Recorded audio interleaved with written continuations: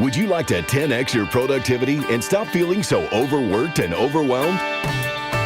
Welcome to the Extreme Productivity Podcast with New York Times bestselling author and Inc. 500 entrepreneur, Kevin Kruse.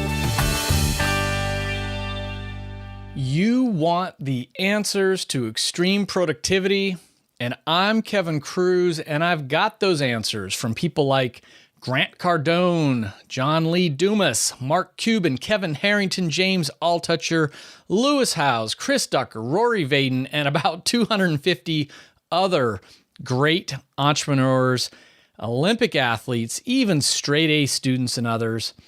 And in the last episode, I talked about using the Pareto principle to erase 80% of your workload. And today we're talking about how one crazy guy goofed off all day long and still won a productivity award from his company. But first, I hope you'll hop on over to Amazon.com after this show. Check out my new book, 15 Secrets Successful People Know About Time Management. I interviewed over 200 people who gave me their answers. I boiled it down into 15 secrets, and hopefully you'll notice that there's over 200 great reviews on that book on Amazon, many of whom have said the book has been life-changing. So let's dive into this episode. In January of 2013, several news outlets reported on the remarkable story of Bob. Now, they didn't give his last name. They just called him Bob. Bob, with his programming speed and high-quality code, his company named him Best Coder in the Building, and he got excellent performance reviews. He was a model employee. Now, Bob was in his mid-40s. Nothing wrong with that, I remind you. And Bob clocked in at 9 o'clock sharp each morning, sent his boss a daily summary of his productivity before he left every day right at 5. And again, he won Best Coder in the Building. But if we had been secretly looking over Bob's shoulder all day to see what he was doing, we would have seen something a little weird. On Bob's average day, he would read Reddit and watch YouTube videos from about 9 o'clock when he got in to about 11:30, and then he'd head out to lunch. Yep, kind of an early lunch. He'd be gone for about 90 minutes, long lunch, back at 1 o'clock when he would promptly spend the next 3.5 hours surfing eBay, Facebook, LinkedIn, and other social media sites. At 4:30, he'd start working on that productivity report, send it to his boss, and he'd go home without writing a single line of code. The next day, he'd do the same thing. The day after that, he would do the same thing. How could he be a star programmer and goof off day after day? Turns out, Bob was very smart. Instead of asking, how can I do this? He asked, how can this get done? Now, this is important. Write this down. Etch it into your brain. He looked at his workload, at the software that he was supposed to produce, and instead of saying, how can I do it? He said, how can it get done? So the answer in Bob's case was he outsourced his task, actually his entire job, to a software company in China. So Bob's company was giving him $200,000 a year to do this work.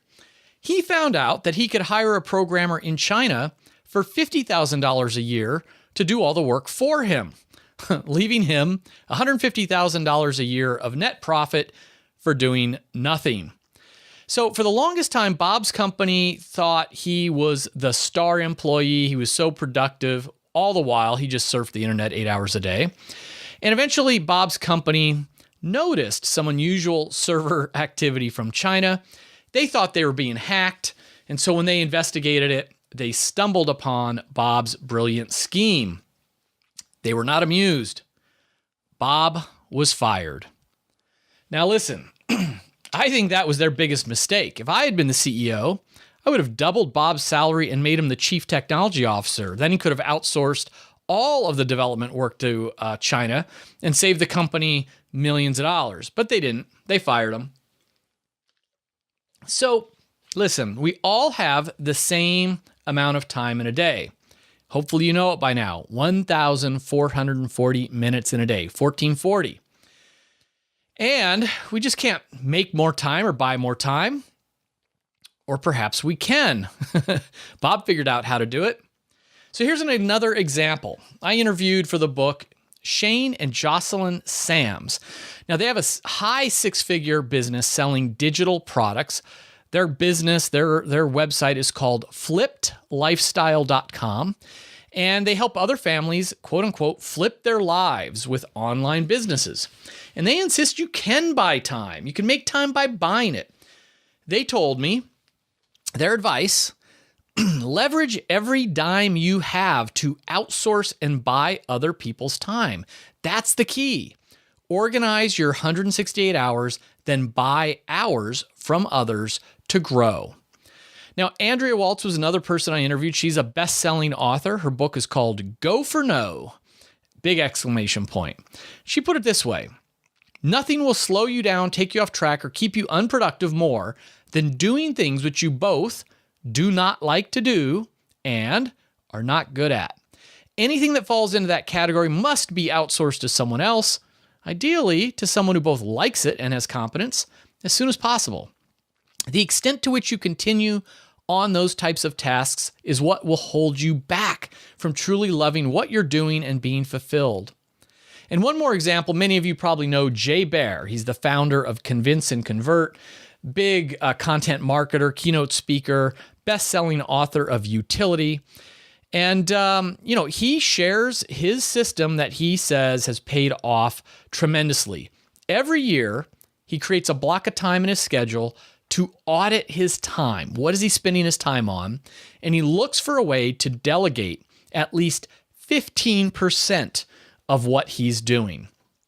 Now, in early 2015, I conducted some original research for the book, over 4,000 working professionals. The data was clear.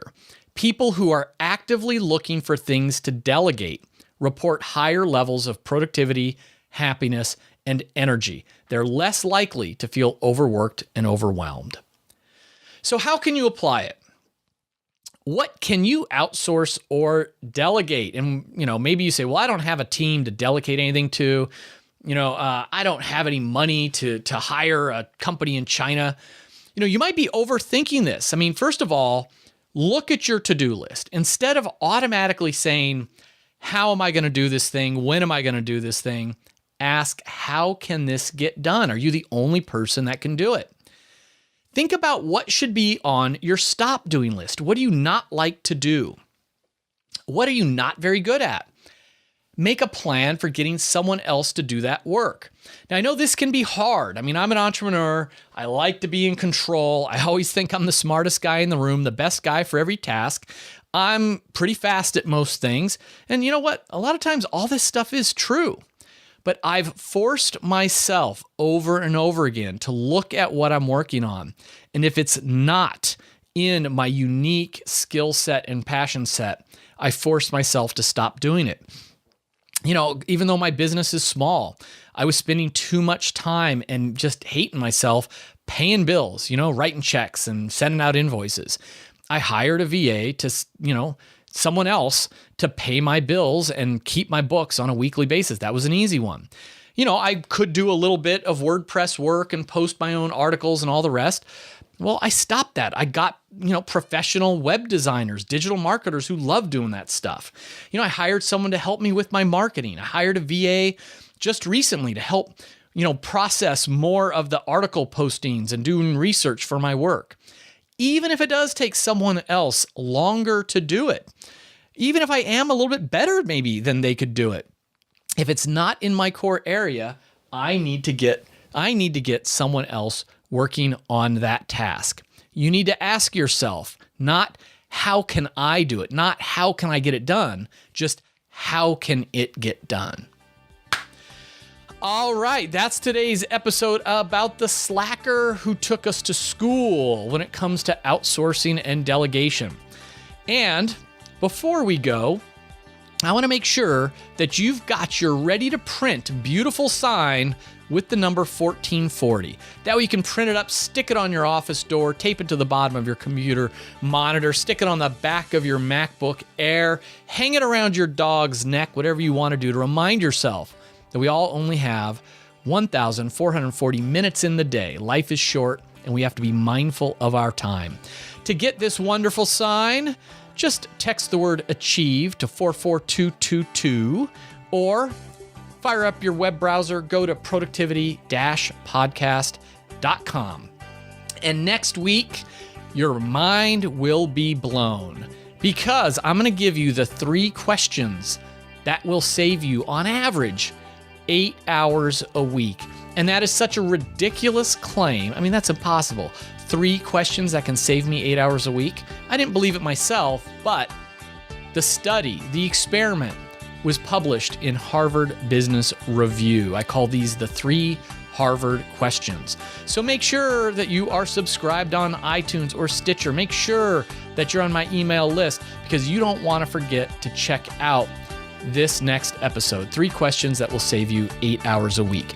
Until then, remember, master your minutes to master your life.